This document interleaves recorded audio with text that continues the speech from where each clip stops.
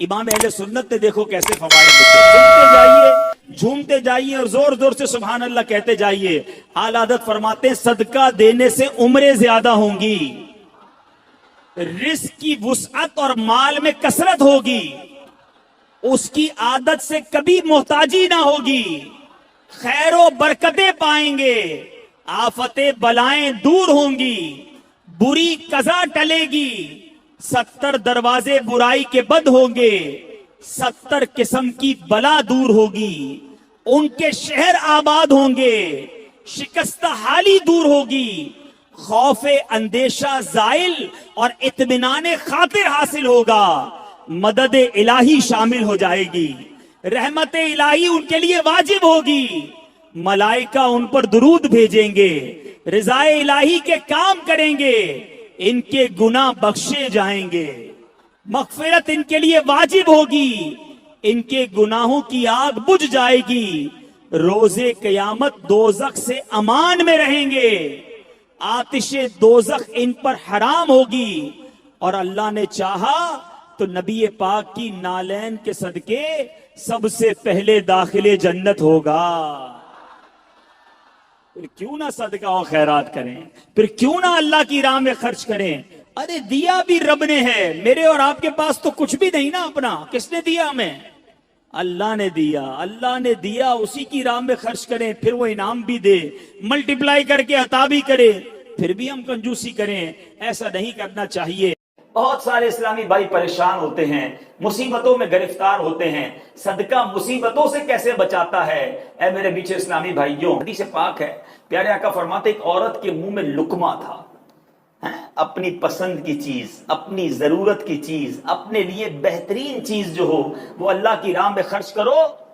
अल्लाह की बारगाह में कितना पसंदीदा अमल है कि वो बेहतरीन चीज लुकमा मुंह में है, इंसान को जरूरत है ना, बचा हुआ खाना नहीं था, हम भी बांटते हैं, जो खाना बच गया किसी को दे दो, कपड़े फटने वाले हैं किसी को दे दो, कंबल पुराना हो गया गरीब को दे दो, जो बच गया, जो फेंकने वाला है वो हम अल्लाह की राह में देते हैं।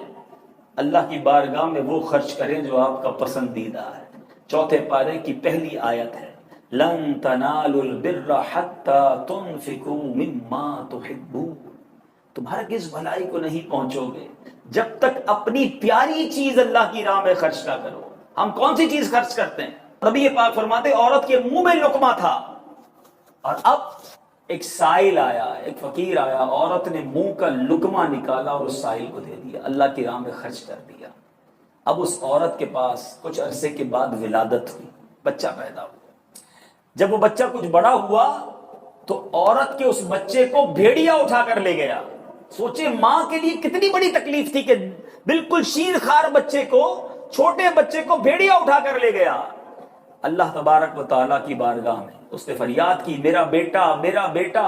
अल्लाह अज़्ज़ा व जल्ल ने एक फरिश्ते को हुक्म दिया कि इसके पीछे जाओ और उस भेड़िए के मुंह से इस बच्चे को छीनो, औरत को वापस दे दो और मां से कहो अल्लाह अज़्ज़ा व जल्ल ने तुम पर सलाम भेजा है और फरमाया है ये लुकमे के बदले लुकमा हो गया है।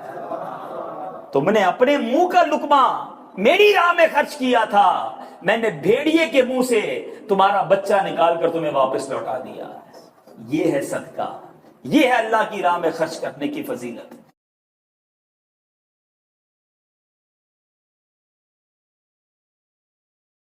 दुरूद पाक पढ़ने के बेशुमार फजाइल और बरक़ात हैं। बड़ी खूबसूरत हदीस पाक है नबी पाक अलैहिस्सलाम की। सबके दिलों में कुछ ना कुछ तमन्नाएं होती हैं, डिजायर्स होती हैं, ख्वाहिशात होती हैं, और तमन्ना ये होती है वो पूरी हो जाए।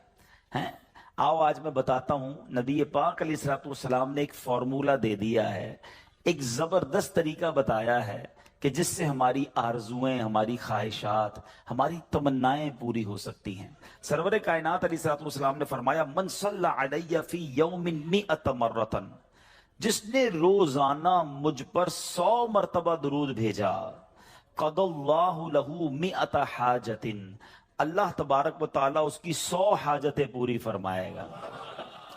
100 दुरूद, 100 हाजतें। हम तो 2-3 हाजतें फिर ऐसे फंसे हुए हैं कि वो काम सीधे हो जाएं तो पता नहीं कितने बड़े मामले हल हो जाएंगे। 100 हाजतें।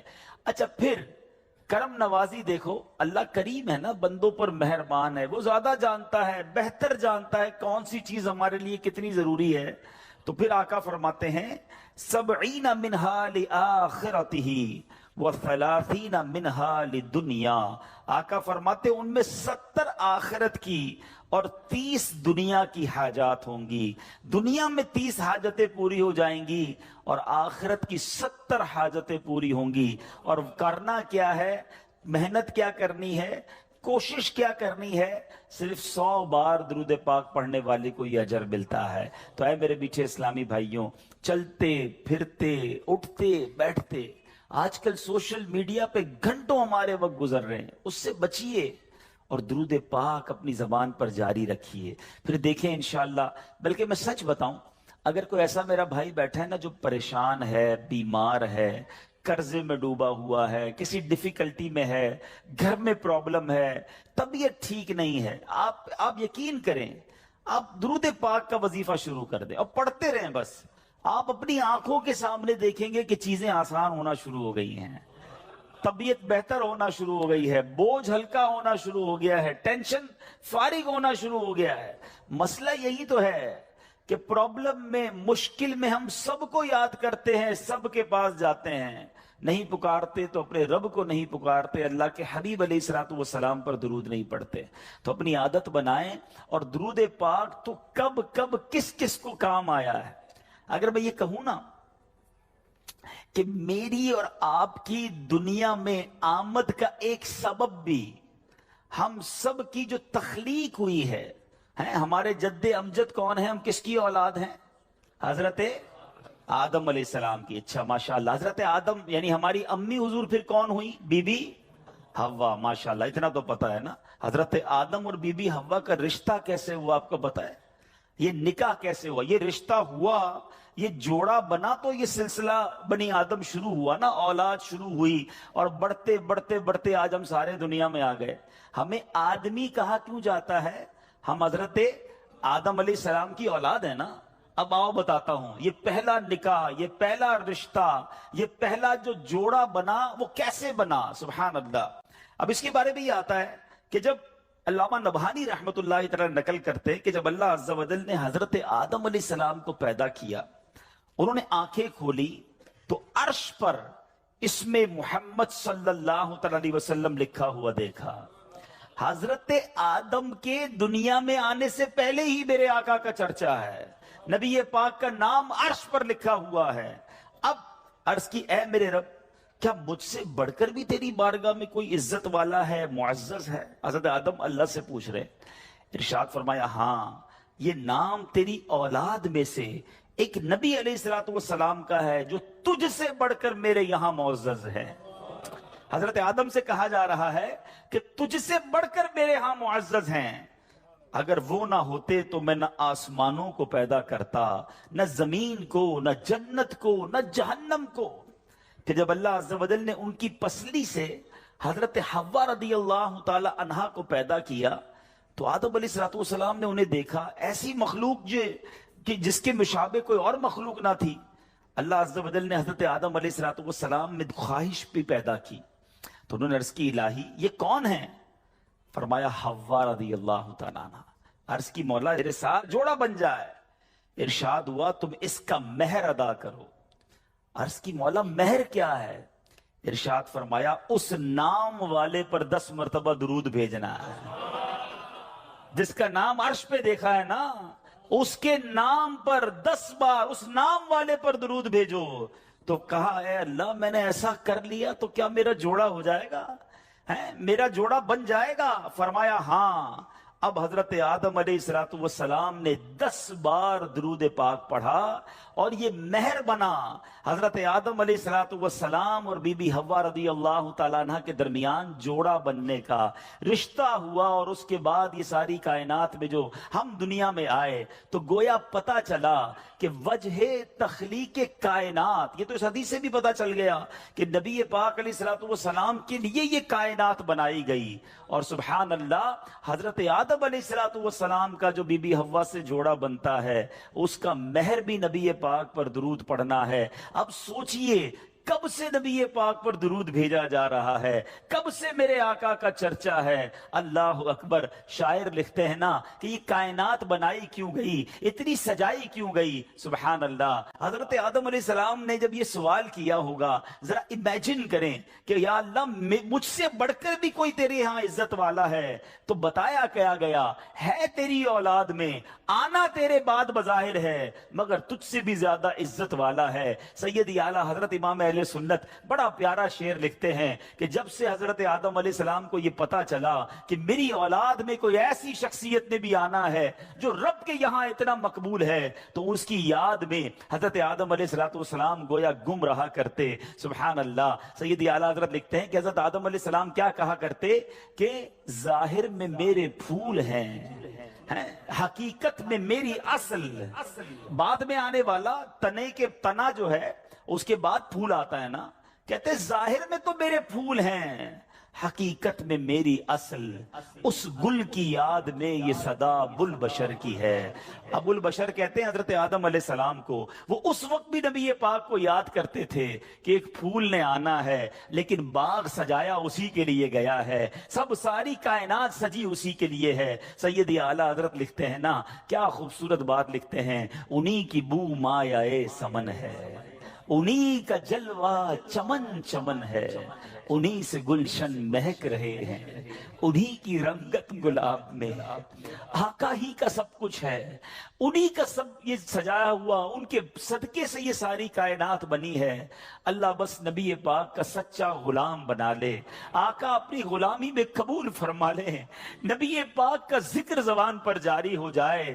فضول باتوں سے بچاؤ اپنے آپ کو, نکلو ان فضول باتوں سے, اپنی زبان کو ذکر و درود سے تر رکھو. انشاءاللہ اگر یہ زبان درود پڑھتی رہی تو ضرور نبی پاک رحمت کی نگاہ فرمائیں گے. اپنے غلاموں پر وہ بڑے مہربان ہیں.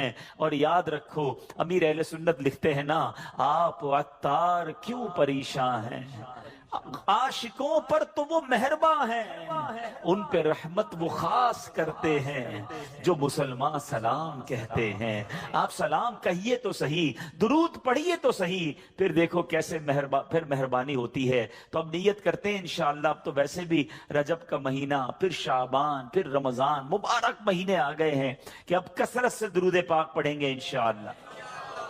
آئیے محبت کے ساتھ بآواز بلند درود پاک پڑھ لیں. صلو علی الحبیب صلی اللہ تعالی علی محمد صلی اللہ علیہ وسلم. حضرت منصور بن عمار رحمت اللہ تعالی علیہ ایک روز واز فرما رہے تھے, تو کسی حقدار نے 4 درہم کا سوال کیا. کوئی غریب تھا, مسکین تھا, اس نے 4 درہم کا سوال کیا. تو آپ رحمت اللہ تعالی علیہ نے اعلان کیا کہ جو اس کو 4 درہم دے گا میں اس کو 4 دعائیں دوں گا. آپ نے, اللہ کے ولی تھے, آپ نے فرمایا جو اس کو 4 درہم دے گا میں اس کو 4 دعائیں دوں گا. اس وقت ایک غلام گزر رہا تھا, خود بھی غریب تھا, مگر اللہ کے ولی کی ایک ایسی شاندار آواز سنی کہ 4 دعائیں ملیں گی. تو اس نے کیا کیا, اپنے پاس اس کے 4 درہم تھے, وہ اس نے غریب کو دے دیے, اس سائل کو دے دیے. تو حضرت نے کہا کہ اب بتاؤ کون سی 4 دعائیں کروانی ہیں. کہ حضرت پہلی دعا تو کر دیں کہ میں غلامی سے آزاد کر دیا جاؤں, غلام ہوں, غلامی سے میری آزادی ہو جائے. نمبر 2, مجھے ان درہم کا بدلہ بھی مل جائے, 4 درہم دے تو دیے, مجھے اس کا بدلہ بھی مل جائے. تیسری دعا حضور یہ کر دے مجھے اور میرے آقا کو توبہ نصیب ہو جائے. چوتھی دعا یہ کر دیں کہ میری, میرے آقا کی, آپ کی اور تمام حاضرین کی بخشش ہو جائے. 4 بڑی پیاری دعائیں کروا لی اس نے جناب. اب آقا کے پاس جب وہ غلام پہنچا تو آقا کہتا اتنی دیر کیوں ہو گئی, کدھر رہ گئے تھے بھائی, کئی کام سے بھیجا تھا, اتنا لیٹ. کہتا ہے حضور ایسا ایسا ماجرا ہوا, راستے میں حضرت منصور اللہ کے ولی وہ کہہ رہے تھے جو 4 درہم دے دے میں 4 دعائیں کروں گا. میں نے تو 4 درہم دی اور 4 دعائیں کروا کے آیا ہوں. کہا اچھا بتاؤ دعائیں کون سی تھی, پہلی دعا بتاؤ. کہا حضور میں نے پہلی دعا تو کی کہ اللہ مجھے غلامی سے آزاد کر دے. آقا کہتا جا تو غلامی سے آزاد ہے. پہلی دعا فوراً قبول ہو گئی نا, پہلے آقا کو دعا سنائی, آقا کہتا جا تو غلامی سے آزاد. کہا بتا دوسری دعا کون سی کروا کے آیا. کہا حضور دوسری دعا میں نے یہ کی کہ جو 4 درہم میں نے دیے ہیں مجھے اس کا بدلہ مل جائے. غریب آدمی تھا ظاہر ہے, تو آقا نے کہا کہ میں نے تجھے 4 درہم کے بدلے 4000 درہم دیے. ارے بھائی واہ بھائی. تیسری دعا بتا کون سی کروا کیا؟ کہا حضور تیسری دعا میں نے کی کہ مجھے اور میرے آقا کو گناہوں سے توبہ کی توفیق نصیب ہو. یہ سنتے ہی آقا واقعی آقا تھا، اس کی زبان پر استغفار جاری ہو گیا. کہنے لگا یا اللہ میں اپنے پچھلے سارے گناہوں سے توبہ کرتا ہوں. کہا بتا چوتھی دعا کیا کروائی تھی؟ کہا حضور چوتھی دعا یہ تھی کہ آپ کی یعنی میرے آقا کی، میری اور تمام حاضرین اجتماع کی مغفرت ہو جائے. یہ سن کر آقا نے کہا 3 باتیں تو میرے اختیار میں تھی، وہ میں نے کر لی، چوتھی میرے ہاتھ میں نہیں ہے. مغفرت کرنا تو اللہ کا کام ہے نا. اسی رات آقا نے خواب میں کسی کہنے والے کو سنا کہ جو تمہارے اختیار میں تھا وہ تم نے کر دیا، اور میں ارحم الراحمین ہوں، میں نے تمہیں، تمہارے غلام کو، منصور بن عمار کو اور تمام حاضرین کو بخش دیا ہے. کیا بات ہے، کیا بات ہے، سبحان اللہ. ہیں یہ میرے میٹھے اسلامی بھائیو، یہ واقعہ جو ہے یہ کتنی زبردست موٹیویشن ہے کہ ہمیں نہیں پتا ہوتا. کسی غریب کی مدد کر کے، کسی محتاج کی مدد کر کے، کسی پریشان حال بندے کی مدد کر کے ہم کبھی کبھی ایسی دعا لے لیتے ہیں کہ ہمیں اندازہ بھی نہیں ہوتا، اور وہ ایسی دعا دے دیتا ہے کہ بگڑی بن جاتی ہے، مشکلیں ٹل جاتی ہیں. یہ دعائیں لینے والے بنیے، اللہ کی راہ میں خرچ کریں گے. آج واقعی میں صحیح بتا رہا ہوں. تو یہ بعض اوقات ایک کیفیت ہوتی ہے انسان کی کہ جب انسان کسی کی مدد کرتا ہے یا کوئی ایسا کام کرتا ہے جس سے کسی کے دل سے دعا نکلتی ہے. اور یہ تو اللہ کے ولی تھے نا، انہوں نے ہاتھ اٹھا کر یہ 4 دعائیں کی. تو سیکھنے کو یہ ملا کہ بعض اوقات اللہ کی راہ میں خرچ کر کے ہم وہ حاصل کر سکتے ہیں جو برسوں میں حاصل نہیں کر سکتے. وہ نعمتیں، وہ برکتیں حاصل ہو جاتی ہیں، وہ پریشانیاں دور ہو جاتی ہیں.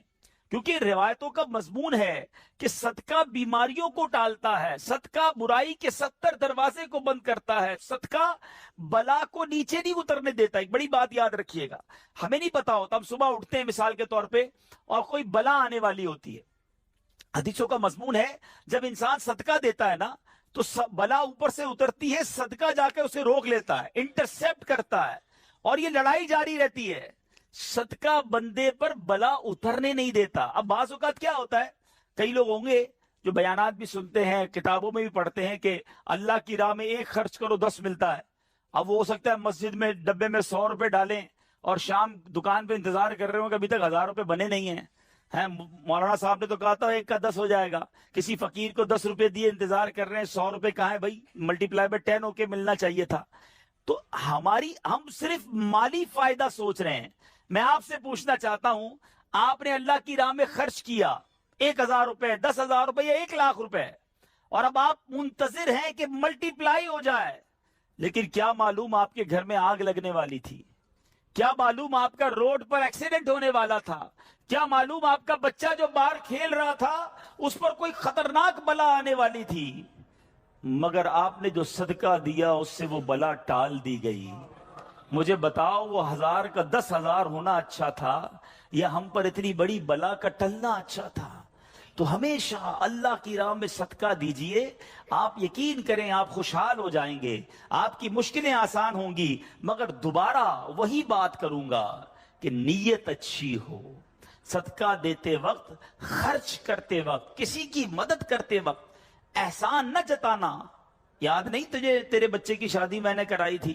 بھول تو نہیں کیا قرضہ میں نے دیا تھا؟ ہاں تو ریڈی لگاتا تھا، میں نے تجھے جناب دکان کا کرایہ دیا تھا. یہ احسان جتا کر تو صدقہ ضائع ہو جائے گا. یا ایھا الذین آمنوا لا تبطلوا صدقاتکم بالمن والاذی. اے ایمان والو اپنے صدقے ضائع نہ کرو احسان جتا کر، تکلیف پہنچا کر. تو کچھ لوگ صدقہ دیتے بھی ہیں، مدد کرتے بھی ہیں، پھر ساری زندگی جتا رہے ہوتے ہیں. تو یہ بربادی ہے، یہ نہ کریں.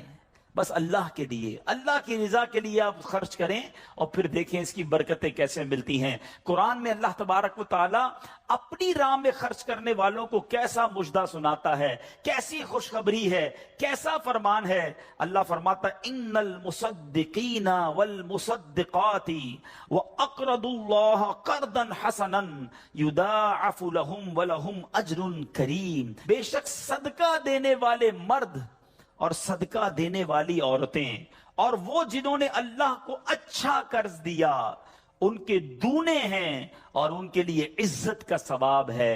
اب کمال یہ ہے، یہ ایک جگہ نہیں، قرآن میں کئی جگہ اللہ تبارک و تعالیٰ نے قرض کا لفظ استعمال کیا ہے. کوئی اللہ کو جو اچھا قرض دے. مجھے ایک بات بتائیے، میں آپ میں سے کسی کو کوئی 10,000 روپے رکھوائے اور تھوڑے دنوں بعد کہے کہ ذرا وہ 10,000 میں سے 5,000 روپے دے دو، تو اس 5,000 دینے والے نے کوئی کمال کیا؟ اس کا تو کوئی کمال نہیں نا. پیسے میرے تھے اور میں نے کہا کہ میرے 10,000 میں سے 5,000 مجھے دے دو. کیا کمال کیا؟ میرے پیسے تھے، واپس دے دیے. مگر اللہ کی شان دیکھو، اللہ کی کرم نوازی دیکھو، شان کریمی دیکھو. ہم سب کو دانا دانا اس نے دیا ہے. ہم تو پیدا ہوئے تھے، کپڑے بھی جسم پر نہیں تھے، کھانے کو اس نے دیا، پہننے کو اس نے دیا، گھر اس نے دیا، مال اس نے دیا، سب اس نے دیا. مگر جب اس کی راہ میں خرچ کرنے کی باری آتی ہے تو کہتا ہے، فرماتا قرآن میں ہے کوئی جو اللہ کو اچھا قرض دے؟ اللہ کا مال ہے، ہم نے کیا کمال کرنا تھا؟ ہم خرچ کرتے، وہ کچھ بھی نہ دیتا اس کے بدلے، پھر بھی اسی کا مال تھا. مگر مہربانی دیکھو، مال بھی وہ دیتا ہے، توفیق بھی وہ دیتا ہے، خرچ کریں تو ثواب بھی وہی دیتا ہے، عطا بھی وہی کرتا ہے. اور علماء نے بڑی زبردست اس میں ڈیبیٹ کی ہے، مفسرین نے بحث کی ہے کہ جناب ان آیتوں میں قرض کا لفظ کیوں لایا گیا. اللہ اکبر. فرمایا جب آپ اور میں، دنیا میں بندہ کسی کو قرضہ دیتا ہے نا تو امید ہوتی ہے یہ قرضہ واپس ملے گا. اگر امید نہ ہو تو پھر یہ قرض نہیں ہے، پھر تو تحفہ ہو جائے گا نا. آپ کسی کو تحفہ دے دیں تو آپ کو پتہ یہ واپس نہیں آئے گا. لیکن قرضہ دیتے وقت آپ طے کرتے ہیں کتنے دنوں میں دو گے، کب دو گے، کیسے لوٹاؤ گے. تھوڑی بندہ معلومات بھی کرتا ہے، یار قرضہ دے رہا ہوں، واپس ملے گا نہیں ملے گا. تو قرض کے جب بھی لفظ لون آئے گا، قرض آئے گا، اس کا مطلب یہ کہ یہ واپس ملنا ہے. تو اللہ نے قرآن میں گویا وعدہ فرما لیا ہے کہ تم جو میری راہ میں خرچ کرتے ہو، یہ اللہ کو قرض دینا ہے، یہ تمہیں واپس ملے گا، یہ لوٹایا جائے گا اور زیادہ دیا جائے گا. تو ہمیں اللہ کی راہ میں خرچ کرتے وقت یہ ذہن رکھنا چاہیے. سبحان اللہ. اب بانٹنے سے کیا گھٹتا ہے؟ بڑی خوبصورت حدیث پاک ہے، ذرا سمجھیے گا. ایک بار حضرت عائشہ صدیقہ رضی اللہ تعالی عنہا سے مروی ہے کہ اہل بیت نے، نبی پاک کے گھر والوں نے ایک بکری ذبح کی اور پیارے آقا علیہ الصلوۃ والسلام تشریف لائے. بکری ذبح کی اور انہوں نے کچھ تقسیم بھی کر دی. حدیث کا مضمون ہے، نبی پاک آئے اور ارشاد فرمایا کہ اے عائشہ کیا بچا ہے؟ بکری کو کاٹا تھا، تقسیم کی، کیا بچا ہے؟ عرض کی گئی کہ حضور کاندھے کے سوا کچھ نہیں بچا ہے. کاندھے کا گوشت بچا لیا گیا ہوگا، باقی بانٹ دیا. نبی پاک نے ایک جملے میں ساری بات سمجھا دی، اگر آپ سمجھ جائیں. آقا نے فرمایا عائشہ کاندھے کے سوا سب بچ گیا ہے. بات آ رہی ہے سمجھ میں؟ کہا کیا گیا؟ حضور کاندھا بچ گیا ہے، کاندھے کے سوا کچھ نہیں بچا. اور نبی پاک نے فرمایا کاندھے کے سوا سب بچ گیا ہے، یعنی جو بٹ گیا ہے وہ بچ گیا ہے. یہ ذہن بنا لو کہ آج میں نے اور آپ نے جو اللہ کی راہ میں خرچ کیا وہی بچا ہے، ورنہ باقی تو ہم کھا کے ختم کر دیں گے نا. اگر ہم مر جائیں گے تو یہ پیسے تو بچوں کے وراثت میں چلے جائیں گے. میرے لیے کیا بچا ہے؟ میرے لیے وہی بچا ہے جو میں نے آگے بھیج دیا ہے، جو بانٹ دیا ہے، جو خرچ کر دیا ہے. عقل اگر آ جائے ہمیں، اللہ کرے کہ ہمیں اس بات کی سمجھ آ جائے کہ آج اگر خوشحالی ہے، آج اگر مال جیب میں ہے، بینکوں میں پڑا ہے، گھر خالی پڑے ہیں، یہ خالی پڑے رہ جائیں گے اور میں دنیا سے چلا جاؤں گا. اگر میں چاہتا ہوں یہ آخرت کے اکاؤنٹ میں جمع ہو جائیں، میں یہ پیسہ لے کر جنت میں جاؤں اور اس پیسوں کے بدلے جنت کی نعمتیں کما لوں، تو مجھے یہاں یہ اللہ کی راہ میں خرچ کرنا پڑے گا. اور یہ بات میں نہیں کہہ رہا، آپ اور میں یہاں رہنے والے بھی، یہاں بھی کمیٹی ڈالی جاتی ہوگی، بی سی ہوتی ہوگی کہ تھوڑے تھوڑے پیسے جس میں جمع ہوتے ہیں اور وقت پر مل جاتے ہیں. انسان کمیٹی ڈالتا ہے کہ یار کبھی برے وقتوں میں کام آئے گی، بچی کی شادی میں کام آئے گی. ایسا ہوتا ہوگا نا آپ کے یہاں بھی. اب میں آپ کو حدیث قدسی سناتا ہوں. حدیث قدسی ہے جس کا مضمون ہے اے ابن آدم اپنا مال میرے پاس جمع کرا دے.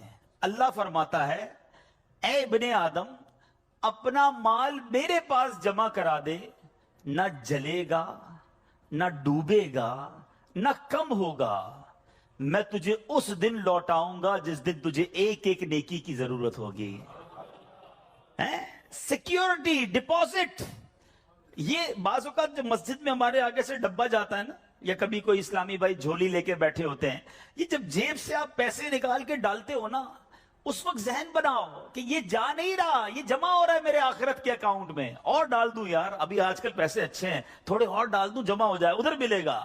तो जब भी आपके दिन अच्छे हो, यकीन करें, जब आपके हाथ खुला हो, आपको लगता है यार अल्लाह ने बड़ा नवाजा हुआ है, तो फौरन आखिरत के लिए सोचें। जैसे ही ज्यादा पैसे आते बंदा सोचता है ना, यार आजकल अच्छे पैसे हो गए, कोई अच्छी जगह पर घर ले लेते हैं, चलो बच्चों को लेके कहीं सैर कराने जाते हैं। आप अपने पैसे को दुनिया में इंजॉयमेंट के लिए जब यूज कर रहे हैं, तो इसी पैसे को आखिरत की इंजॉयमेंट के लिए, आखिरत की लग्जरीज के लिए, आखिरत की नेमतों के लिए इस्तेमाल करने का जहन बनाएं और देते चले जाएं। मैं यहां एक मशवरा भी देना चाहूंगा, बिलखुसूस मेरे बुजुर्गों को, अल्लाह ने जिनको नवाजा है, बल्कि मैं कहता हूं थोड़े पैसे भी है ना, ये मेरा मशवरा याद रख लो।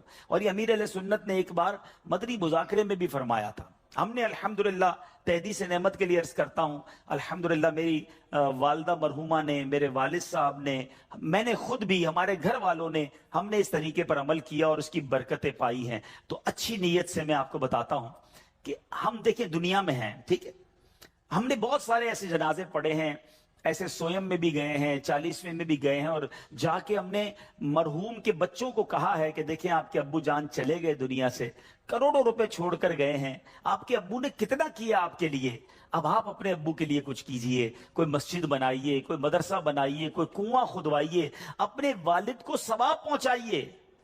तो वो बेटा जिसके लिए बाप ने जिंदगी गुजार दी, करोड़ों अरबों रुपए छोड़कर गया, वो कहता है अभी तो हाथ बड़ा टाइट है, तो अभी बाद में करेंगे, तो बाद में देख लेंगे, और हम देखते हैं उसके बाद मरहूम के लिए बज़ाहिर कुछ नहीं किया जाता। तो आज मुझे और आपको अपनी फिक्र खुद करनी है। अगर आपने पैसे कमाए हैं ना, आपने मकान बनाए हैं, आपने जायदादें बनाई हैं, तो अपनी फिक्र खुद कीजिए। उसके दो तरीके हैं। एक तरीका, अपनी जिंदगी में ही इन्होंने माशाल्लाह ये मस्जिद बना दी, मदरसा बना दिया, बहुत अच्छी बात है, या तो ये कर लें।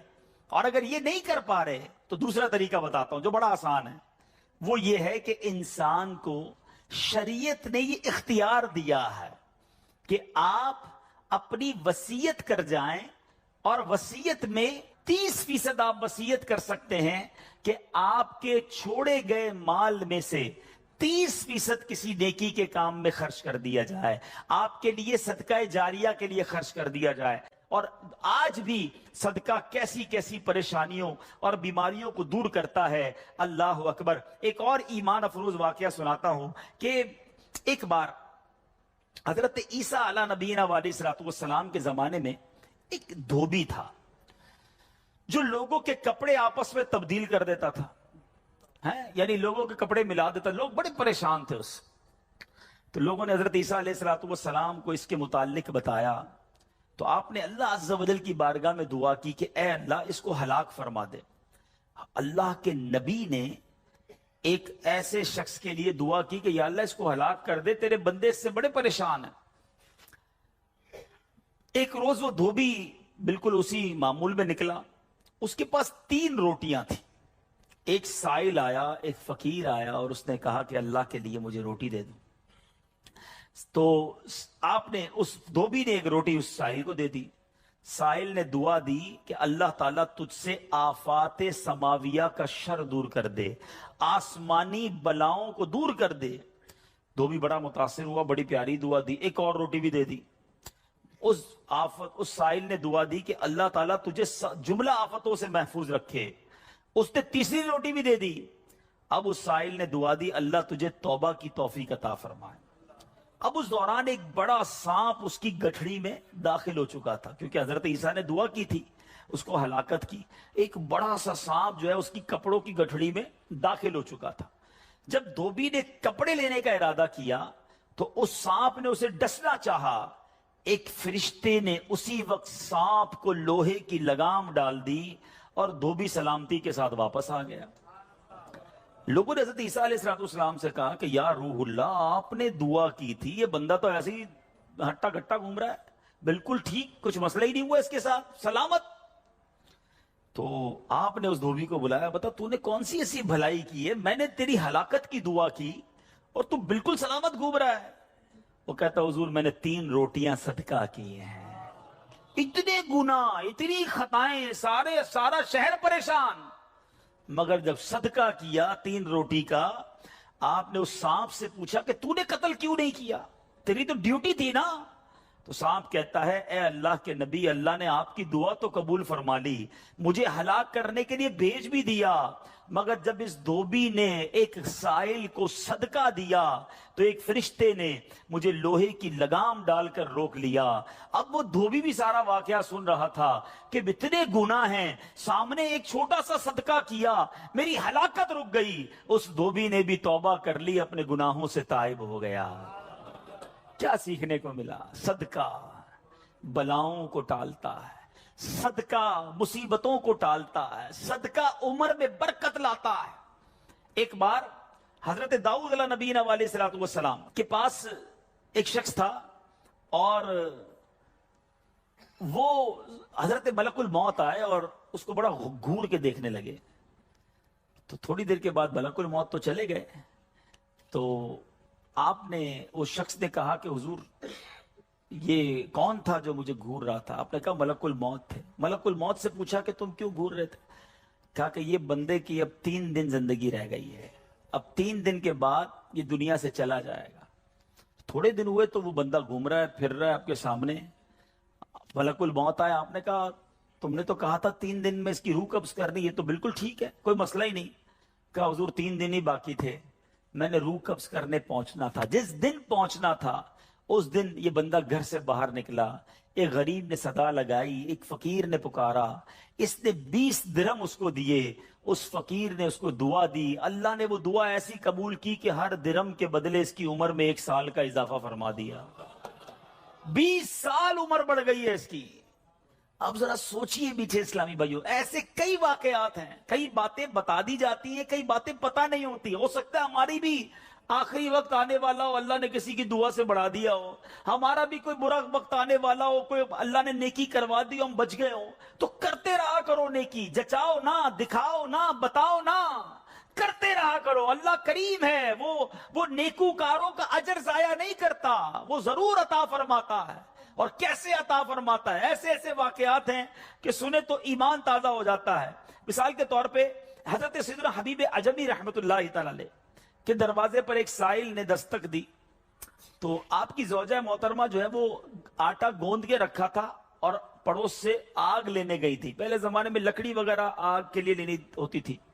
آٹا گوندا ہوا تیار تھا، آپ نے وہی آٹا اٹھایا اور اس سائل کو دے دیا. آپ کی زوجہ آئیں کہ آٹا کدھر گیا؟ کہ غریب آیا تھا، اس کو ضرورت تھی، میں نے گوندا ہوا آٹا دے دیا. بولے بہت اچھا کیا، مگر ہم نے بھی تو کھانا ہے نا، ہمارے لیے تو کچھ نہیں چھوڑا، آپ نے سارا ہی دے دیا. اب تھوڑی دیر ہوئی تو کیا ہوتا ہے کہ دروازے پر دستک ہوتی ہے. ایک بندہ ایک بہت بڑا تھال لے کر پکی ہوئی روٹیاں بھی لاتا ہے اور سالن بھی لاتا ہے. آپ اپنی زوجہ سے کہتے ہیں دیکھ لو، دیا آٹا تھا، روٹیاں بھی پکے آ گئی، ساتھ سالن بھی آ گیا ہے. تو یہ بلیف ہوتا تھا، اللہ والوں کا یقین ہوتا تھا کہ یہ خرچ کیا ہے، یہ ملنا ہی ملنا ہے. اللہ کرے کہ ہم اللہ کی راہ میں بس خرچ کرنے والے، صدقہ دینے والے، اللہ کی راہ میں دل کھول کر خرچ کرنے والے بن جائیں. ڈھونڈیے آپ کے پڑوس میں کوئی پریشان ہوگا، تلاش کیجئے آپ کے رشتہ داروں میں کوئی غریب پریشان ہوگا، آپ کے دوستوں میں پریشان ہوگا. اچھا ایک اور بات بتاؤں، جو واقعی صحیح معنوں میں سفید پوش ہوتے ہیں نا، وہ بولتے نہیں ہیں کسی کو. آپ کہیں گے یار کسی دوست نے تو کچھ مدد مانگی ہی نہیں ہے، رشتہ دار تو کوئی آیا ہی نہیں گھر پہ، پڑوسی نے تو کبھی کچھ نہیں کہا، وہ کہیں گے نہیں. آپ ڈھونڈیے، تلاش کیجئے. جنت میں گھر چاہیے نا. مثال دیتا ہوں، آپ کو کوئی یہ کہے کہ جناب کسی پریشان حال کو ڈھونڈ کر 1000 روپے دو اور اس کے بعد فلاں بینک سے 1 لاکھ روپے لے لو، تو پھر پریشان حال فوراً مل جائے گا. سیدھا ابھی ڈھونڈتا ہوں جناب 1000 کیوں، 2000 دوں گا تو 2 لاکھ نہیں ملیں گے. تو بندہ یہ کہے گا نا. تو آپ کو سامنے نفع نظر آئے تو سب پریشان حال بھی مل جائے گا. اللہ کے بندوں، جنت میں محل کا وعدہ ہے، ڈھونڈیے نا. آپ کے غریب رشتہ دار پریشان ہوں گے، کسی کی بچی کی شادی ہونے والی ہوگی، کوئی بیچارہ گھر میں اچھا کھانا نہیں کھاتا ہوگا، چلے جائیں اس کے گھر اور اس کی کچھ مدد کر کے آئیں. اور ایک اور بات بھی بتا دوں، بعض اوقات جب یہ پریشان حالوں کی پریشانیاں دور کرنے کی بات ہوتی ہے نا، تو بندہ سمجھتا ہے یار یہ پیسے سے ہی دور ہوگی، میں تو ہوں ہی غریب. تو یہ بھی نہیں ہے. ہر پریشانی پیسے سے دور نہیں ہوتی. اگر پریشانیوں کا حل پیسہ ہوتا تو دنیا میں کوئی مالدار پریشانی نہ ہوتا. اس کو پریشانی آتی پیسے خرچ کرتا پریشانی دور کر دیتا. ایسا نہیں ہے. ہر پریشانی کا مداوا, ہر پریشانی کا سولوشن پیسہ نہیں ہے. آپ کو یہ نہیں کہا گیا کہ جو مالی مدد کرے گا اسے جنت میں محل دیا جائے گا. جو کسی مسلمان کی پریشانی دور کرے, بعض اوقات حوصلہ دینے سے پریشانی دور ہو جاتی ہے, ہمت دلانے سے پریشانی دور ہو جاتی ہے. یار گھبرانا نہیں, میں تمہارے ساتھ ہوں, ٹینشن مت لینا, میں بیٹھا ہوں. بیمار ہے اس کے گھر چلے گئے, تھوڑی دیر اس کے ساتھ بیٹھے, اسے ڈاکٹر کے پاس لے گئے. کسی کا بیچارے کا کوئی معاملہ ہے تو ساتھ جا کر وہ معاملہ حل کروا دیا. یہ کبھی کبھی کچھ اچھے میٹھے بول بھی پریشانی دور کر دیتے ہیں. لیکن ہمیں اچھے بول بھی تو آنے چاہیے, مسکرانا بھی تو آنا چاہیے, حوصلہ دینے بھی تو آنا چاہیے. سیدی اعلیٰ حضرت امام اہل سنت کمال کی بات لکھتے ہیں. آپ فرماتے ہیں شربت نہ دیں نہ دیں, کریں بات لطف سے. شربت نہیں پلانا, نہ پلاؤ, اچھی بات تو کر لو یار. شربت نہ دے نہ دے, کرے بات لطف سے. یہ شہد ہو تو پھر کسے پرواہ شکر کی ہے. بعض اوقات مسکرا کر مل لینا بندے کے دکھ دور کر دیتا ہے. چند اچھی باتیں. ہمیں آ کر کوئی کہتا نا یار بڑی بیمار ہوں, پریشان ہوں, اچھا چلو ٹھیک ہے یار اب کل سے ٹائم پہ آ جانا. ارے اللہ کے بندے, اس نے اپنی پریشانی بتائی, تھوڑا اس سے ہمدردی تو کریں. اچھا کیا ہو گیا, خیر تو ہے, کیسے بیمار ہو گئے, ڈاکٹر کو دکھایا کہ نہیں, میری ضرورت ہے تو بتائیں, کوئی کام ہو تو بتائیں. آپ نے پیسے دیے 5 جملوں میں؟ نہیں دیے نا, مگر کیا بتاؤ اس کا درد کم نہیں ہو گیا ہوگا, اس کو حوصلہ نہیں مل گیا ہوگا. یاد رکھو میٹھے اسلامی بھائی, یہ جو الفاظ ہیں نا, ہماری باتیں ہیں, یہ الفاظ زخم پر مرہم کا کام بھی کرتے ہیں اور یہی الفاظ زخم پر نمک کا کام بھی کرتے ہیں. ہم بعض اوقات کسی کے زخموں پر نمک چھڑک دیتے ہیں. وہ پریشان ہے, تکلیف میں ہے, مصیبت میں ہے, اور اس کو ایسا جملہ کہہ دیتے ہیں کہ اس کی پریشانی بہت بڑھ جاتی ہے. اور کبھی کبھی چند اچھے جملے انسان کا غم بھلا دیتا ہے. اللہ کے واسطے اچھا بولنا سیکھیے, نرم ہو جائیے, شفیق ہو جائیے. مثال کے طور پہ کوئی بندہ آیا کہ یار اسکوٹر کا ایکسیڈنٹ ہو گیا, اور میں نے تو پہلے ہی پتا تھا تیرا ایکسیڈنٹ ہونا ہے, تو چلاتا ہی صحیح نہیں ہے, پہلے ہی تیزی سے چلاتا ہے. کیوں چلاتا ہے اسکوٹر جب چلانے نہیں آتی؟ اب بتاؤ بندہ کہ یار ایکسیڈنٹ بھی ہوا, اس کے باتیں بھی سنوں میں, تو یہ زخم پر نمک ہو گیا نا.